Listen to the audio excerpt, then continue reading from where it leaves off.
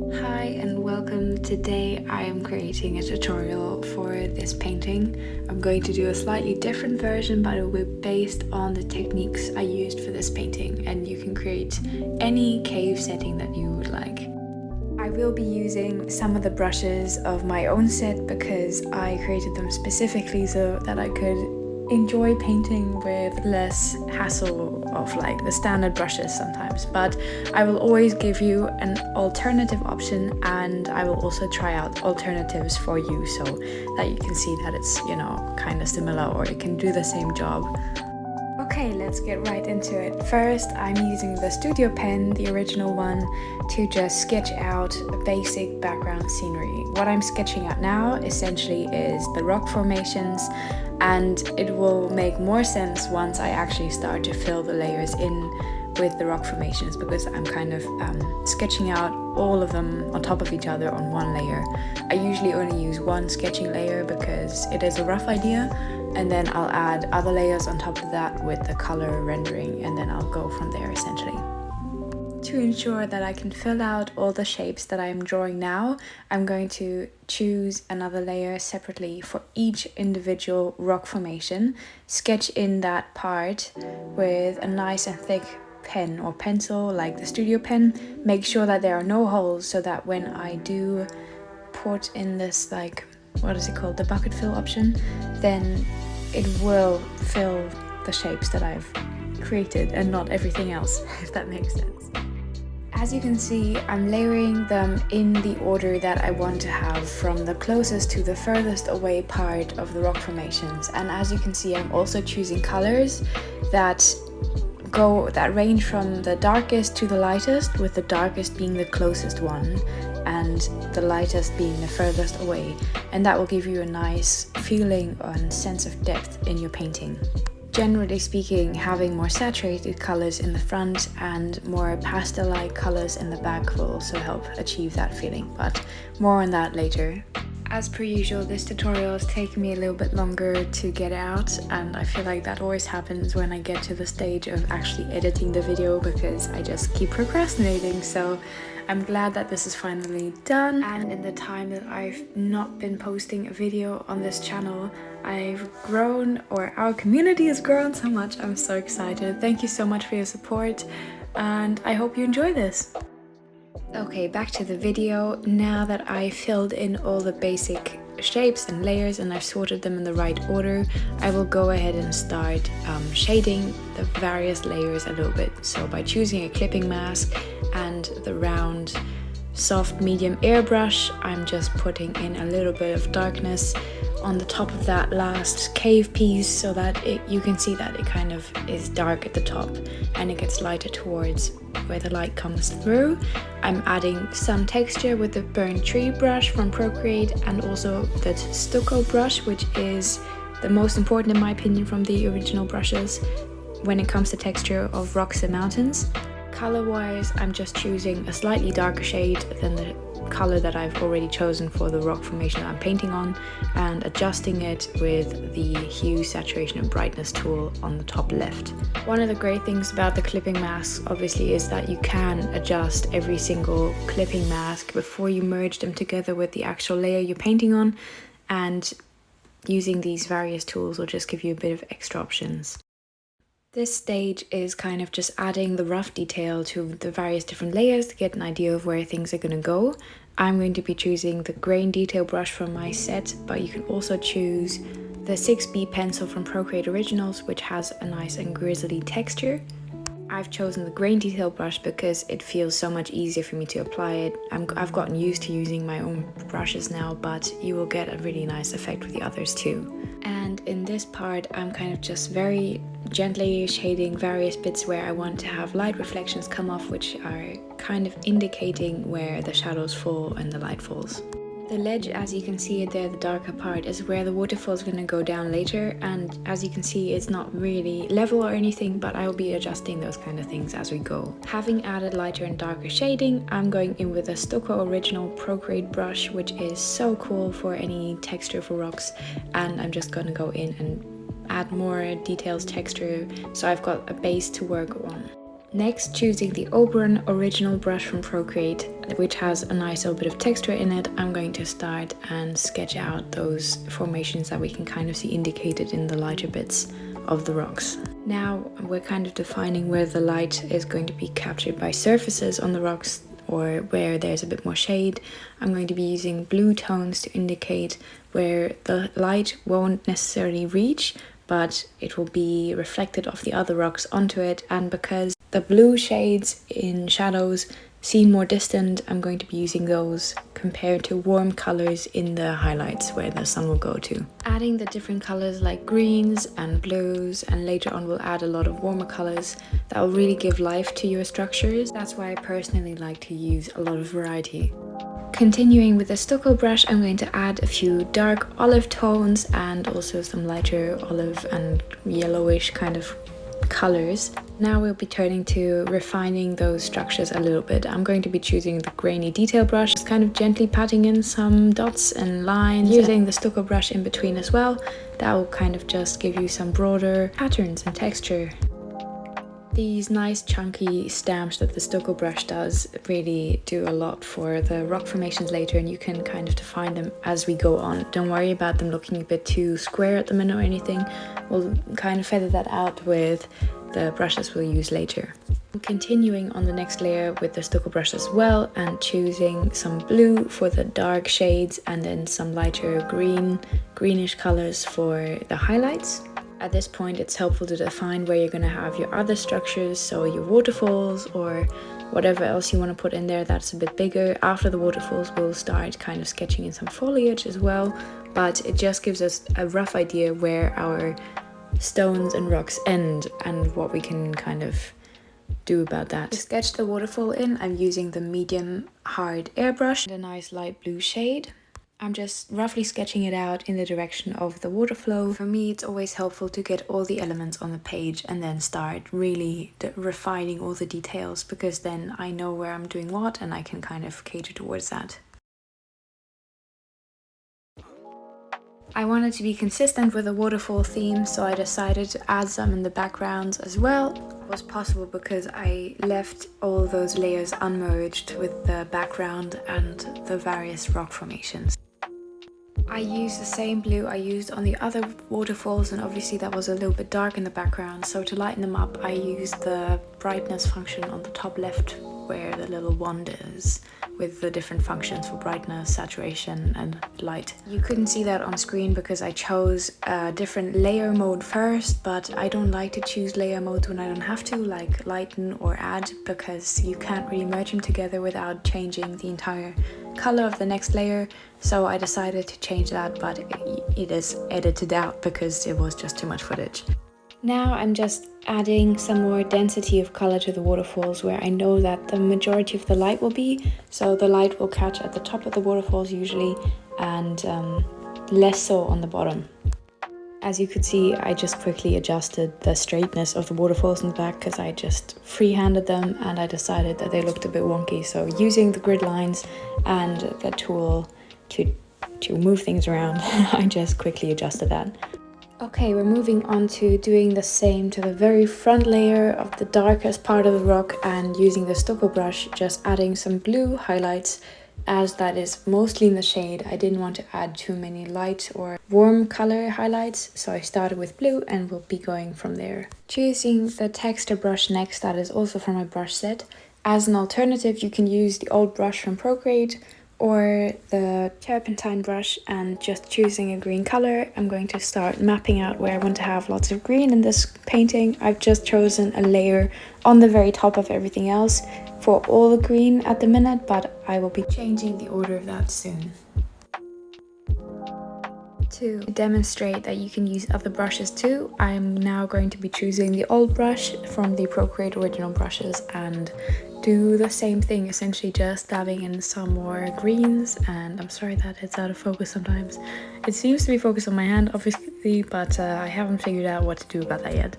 As you might be able to see, the old brush is a little bit more denser in how it distributes the color when you add a stamp or a brush stroke. That's why I prefer my own texture brush, but you know, it is very useful when you are trying to get some texture down that is a bit more random than just, you know, tapping with like a pencil or whatever. When it comes to choosing green colors, I also want to say that I've been using the bluish greens in the front where the darker bit is and there's less light, and then the warmer colors where the light will hit it. Moving on, I'm adding some structures to the background because they do feel a bit bare still, and just choosing a very light green color. I'm going to adjust that because I've got it on a separate layer again. I can adjust how light or how dark that color is later. And I'm choosing the square hollow brush to do this stuff because it has a nice and square defined edge to it, which isn't the case for the usual hard brush that I use. But the hard brush will also do it as an alternative for the Procreate only brush. That would be absolutely fine. I'm also going to add some texture to it straight away with a clipping mask and choosing a bit of a darker color. I'm using the large sponge brush from my own pack, but you know, go for it with the turpentine or the old brush from the Procreate original brushes, and it will create a lovely texture as well. As per usual, you can't go wrong by using the stucco brush either, and because it is so far away, the structures anyways, you know, it won't make too much of a difference because I will be lowering the opacity in a minute to make sure that it looks like it's in the distance and it's not too close. Once again, I'll be using the hard round brush from the Procreate original brushes to just give it a bit of a darker edge. And because I've added some structures in the very far background, I'm going to adjust now the second furthest back structure by adding a little bit more darkness to the front bits because of the shadow created by the structures in the very far back. I hope that makes sense and it's not too confusing, but as per usual, you can just see what I'm doing on the screen. To give it some further distance, I'm using some more warm colors on the second furthest back structure that I'm painting on right now, because that will create another hurdle before you get to the very, very far back.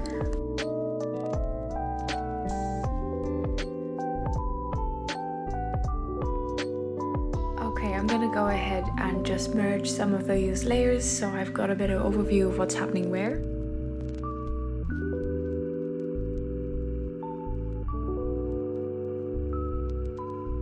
Using the original medium hard airbrush, I'm going in with some blue colors and I'm going to start livening these waterfalls up a little bit. I'm starting with the shadows because I know it's really easy to go over the top with the light bits in waterfalls, or generally to lighten it up too much. By giving it some depth first and by changing the surrounding rock structures as well to fit it a little bit better, I am trying to give it some depth before I'm adding the white highlights. For the shadows, I'm switching between blue and warm shading because of the underlying rock that is a bit warmer in contrast to the water. I'm doing that with all the waterfalls and then also going in with a lighter shade of blue and starting on the highlights. And for that, I'm using a slightly thinner brush. You can use a Procreate Studio pen, or I'm using the hard details brush or the grainy details brush from my own set because they are very easy to sketch with. And we'll just very roughly put in those highlights and those shadows, because what we're going to do is we're going to use a little trick that makes the water look super flowy without you having to sketch it in flowy, if that makes sense. You'll see in a second what I mean, but essentially I'm choosing the smudge tool and a pen like the studio pen. In my case, I'm using the hard details brush, and you're essentially dragging down the light bits into the dark bits, and they are merging together in a very, very nice and flowy manner. I actually love this part the most because it feels like the water is actually coming together. You can go up or down with your smudge tool and drag the bottom the darker shades up into the light ones or the light ones down, and if you are careful and don't over smudge it, then it will look like a translucent sheer curtain that comes down. Don't worry about getting it perfect though at this point as well, because we will be adjusting this for a little while yet. Hopefully this close-up can help you visualize it. I know that I usually maintain a very small frame of painting in these videos because I'm trying to retain the sense of a larger picture when I'm painting myself, but these kind of close-ups do help a lot, I think. And back to my favorite original pen brush, whatever you want to call it, the stucco brush now is just so amazing for getting some texture into the waterfalls in any shade and color. I'm still sticking to the lighter shade of the blue here that I chose, and it's still not too light, so I can add a lot of highlights on top of that, but it just gives it that texture of the water rushing down and billowing, and you can see those little, I don't know, I think it's perfect, and I use that in the very first painting I did too, which this tutorial is obviously inspired by. I have been using the light color as I've been saying, but if you also use the darker colors of the colors beneath for shading, then you'll notice that you can get a really nice effect into the color of the waterfall and into the texture, and I will be doing that later, but I just thought I'd mention it straight away so that you've got that information handy.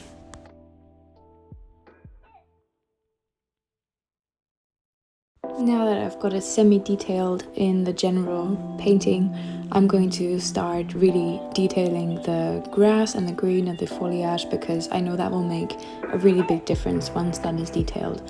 I'm choosing the grainy detail brush from my own set again, and you know, you can use the 6B pencil or any of the pencils, to be honest, that have a slight grizzy texture to it. Or yeah, that is what I would suggest, because you can get really fine with it and get those really nice small details in, but it also lets some of that color from the background drop through a little bit. The detailing of the leaves usually takes the longest, which is why I am going to be speeding up the process considerably. But you know, it is the same method as per usual, where I just kind of go from light, dark, and I try and add a lot of color variation of green in there as well.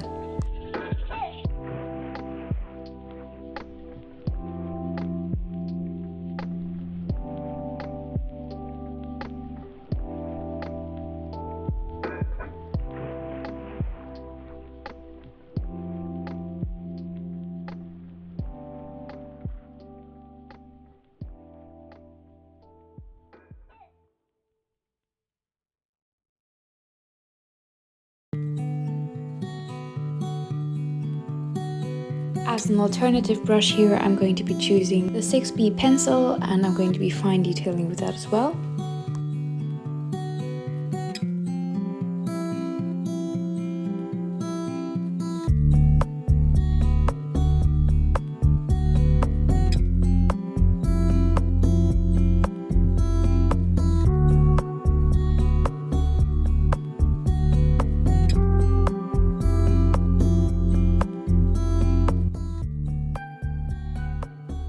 On the stone formations, you can see that I've got some really squiggly lines in there, and they're kind of all over the place. It was bugging me quite a bit throughout the whole process until now, so I decided to go in with the smudge tool using the stucco brush and just patting them out a little bit, and then going in with the stucco brush and some color and just adding some more detail and texture into there.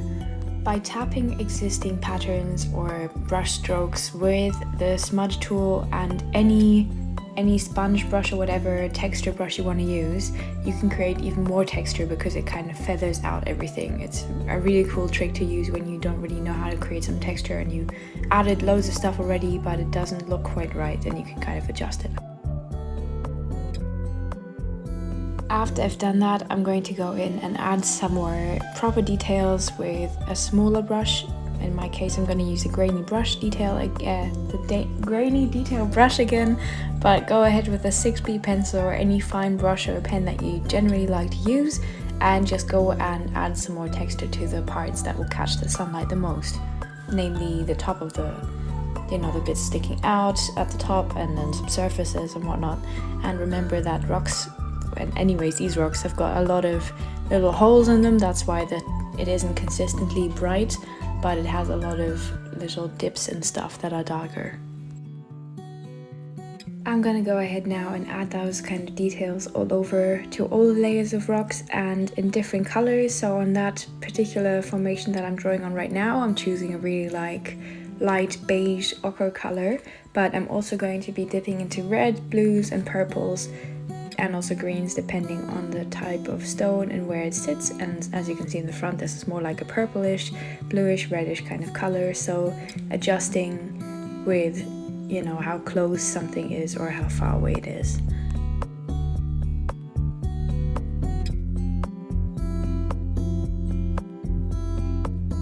this stone formation, I'm going to choose a bit more of a reddish color and choosing a hard details brush, Procreate studio pen, whatever you want to choose, a small fine one again. This is really one of the parts that I love the most because, as you can see, for me it looks like it just absolutely comes to life with all these little details. And here I'm making sure that I'm also adding some details in the shadows and also in between the waterfall sections. Here I'm going in with a square hollow brush that is part of my own packs, and I'm going in with a lighter color of blue, and I'm sketching in all this light that comes onto the waterfall to bring it a bit more into the foreground. Unfortunately, I did add way too much light, but I'm going to correct for that as we go by adding with a Stoker brush now, as you can see, a little bit of texture and then also a little bit of shade, and then going in with a finer detail brush and just chiseling out those little details that really catch the sunlight, like the top of the waterfall where it kind of comes down.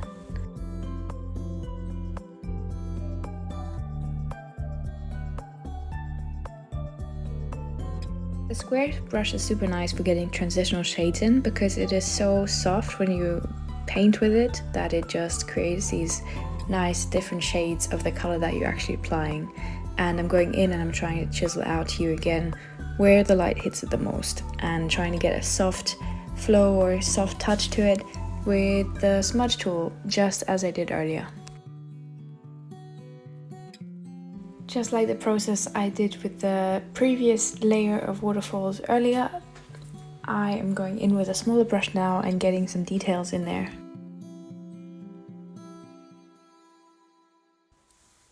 Adding a few shadows can make it really pop a little bit more, and I wanted to add a bit more natural breaks between the waterfalls, so I added this like dark grey shade with a studio pen like brush.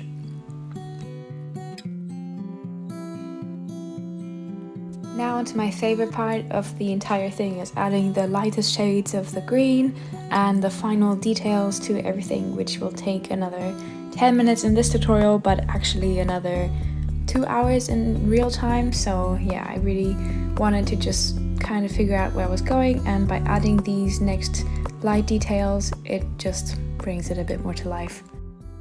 Details of course always include lighting, and so I added a new layer in the add mode, and then I tried out a few little light thingies, big colors all over the screen as you saw. And now with a really soft big brush like the medium hard airbrush, I'm going in and just sketching in some lighting to see how it would look with various colors all across. And you know, you can erase some of them or you could dab them out with a smudge tool and a nice stamp brush. Any sort of texture brush will do, getting a bit more life, texture and sharpness in there. Big details will also make a nice difference, so I added those leaves, the jungle leaves that I added in the previous painting as well, and I just put some on the side like in the original painting, and then I added some in the top and some vines as well. And yeah, they kind of just add a bit more contrast, because at the top you'll see I'll make them a little bit darker so they stand out nicely against the open top of the painting. Big elements like these also redirect the focus of the painting, and I was trying to get the focus from drifting upwards and away to kind of focus on the middle center of it, of the painting. I've added some lighter color onto them as well, or I will, and then once I've completed the vine setup at the top and I'm satisfied with the color that I've added in there, I'm going to be using the smudge tool again like we did on the waterfall earlier, and I'm going to smudge out those colors that I added on the top of the palm leaves, like the lighter greens. And once I've smudged them out, they'll get a nice feathery feeling to them. And yeah, you can just kind of do that as how it feels good to you, how it looks nice. I tried at first a different technique, but I settled for this one because it just gave me a bit more control over where the brush strokes went and how they feathered out.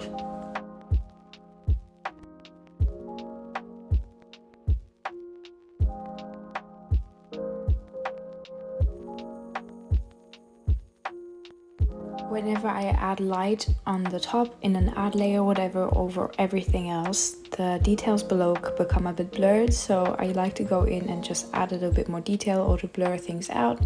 just depending on how it looks, I guess, because it does change a few things. But what it has created in the bottom, as you can see, is a kind of fog of light that comes up from the bottom of this.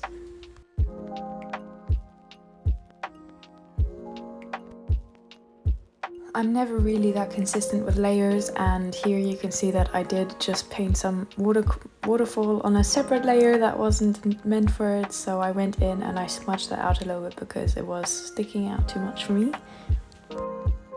And then I went back to the original layer of that waterfall and I decided to continue working it out a little bit. Now this final section goes to detailing and rendering out little bits and pieces that I feel like still need some extra attention and love, and I'm gonna spend a little bit more time on that before the end, where I'm going to tell you guys that I lost a little bit of footage and I'm gonna show you guys what I changed from where I was at the end of this video theoretically and where I continued the painting with the lost footage.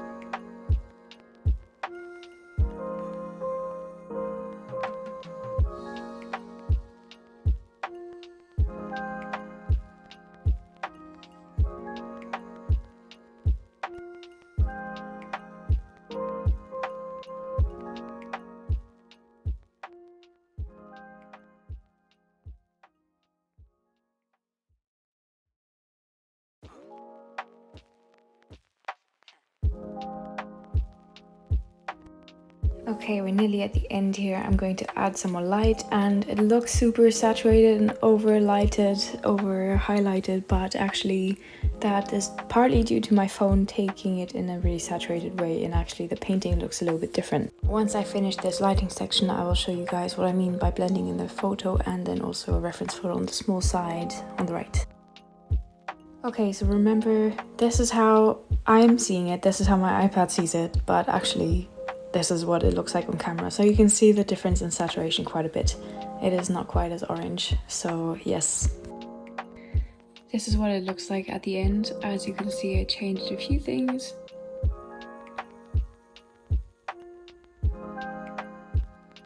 For one, I smoothed out the lighting in the background. Obviously I added another rainbow.